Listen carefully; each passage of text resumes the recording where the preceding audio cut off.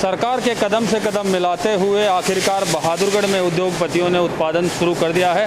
बहादुरगढ़ की बहुत सारी फैक्ट्रियों में आज से काम शुरू हो गया है। दरअसल सरकार ये चाहती थी कि प्रवासी श्रमिकों की समस्या को निपटाने के लिए किसी भी न किसी तरीके से फैक्ट्रियों में उत्पादन शुरू हो और लोगों को रोज़गार मिल सके। इसलिए बहादुरगढ़ की फैक्ट्रियाँ सोशल डिस्टेंसिंग के नियम कायदों का पालन करते हुए आज से शुरू हो गई है। मैं बहादुरगढ़ की एक फैक्ट्री का दृश्य दिखा रहा हूँ जहाँ पर इस समय प्रोडक्शन का काम चल रहा है। जो कर्मचारी हैं वो सोशल डिस्टेंसिंग को मेंटेन किए हुए हैं। हर एक कर्मचारी के मुंह पर मास्क भी लगाया गया है। जिस मशीन के आसपास जो कर्मचारी खड़ा होने की जगह है वहाँ पर घेरे भी बनाए गए हैं ताकि उन घेरों से बाहर निकलकर कोई कर्मचारी काम ना करे। दूसरी तरफ जो उत्पाद बनकर इनका तैयार हो रहा है उस उत्पाद की पैकिंग की जा रही है। हम आपको पैकिंग का जो स्थान है वो पैकिंग किस तरीके से की जा रही है, किस तरीके से डिस्टेंसिंग मेंटेन की जा रही है, हम वो सारी व्यवस्था आपको दिखाएंगे।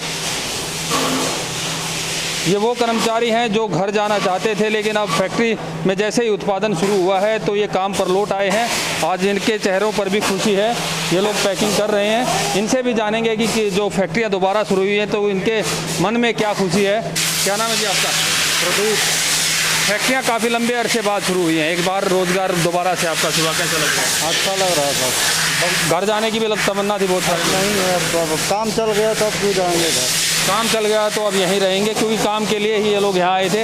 हमारे साथ जो इंडस्ट्रियल एसोसिएशन के प्रधान हैं, इंडस्ट्रियल एसोसिएशन के जो सदस्य हैं, उनसे भी जानते हैं कि क्या व्यवस्थाएं उन्होंने की हैं, किस तरीके से अब फैक्ट्रियाँ वो चलाएंगे, किस तरीके से फैक्ट्रियाँ चलाएंगे।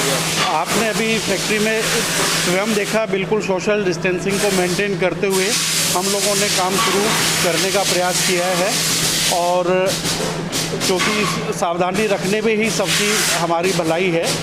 और मेरी सभी प्रवासी मजदूर भाइयों से और उनसे अपील है कि फैक्ट्रियाँ अब शुरू हो गई हैं। इस एरिया में जितने भी फैक्ट्रियाँ हैं लगभग, चाहे वो फुटवेयर की हैं चाहे वो फुटवेयर से बाहर की हैं, सब शुरू हो जाएंगी इस हफ्ते में।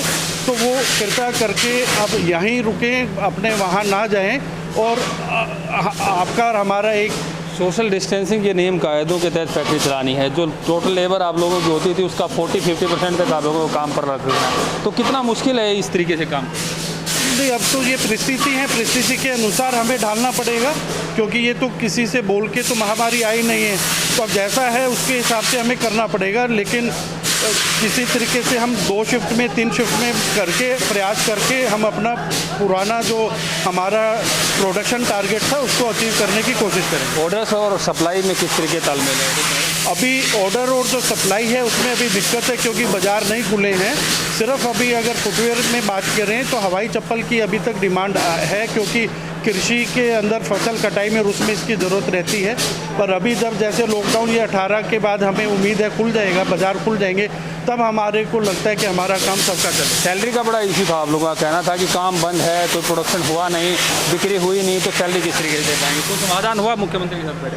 अभी वो प्रक्रिया में है, लेकिन क्योंकि ये महामारी पहली बार पूरे विश्व में आई है, इसमें फैक्ट्री वाले भी बहुत तंग हैं। सैलरी दी है आप लोगों?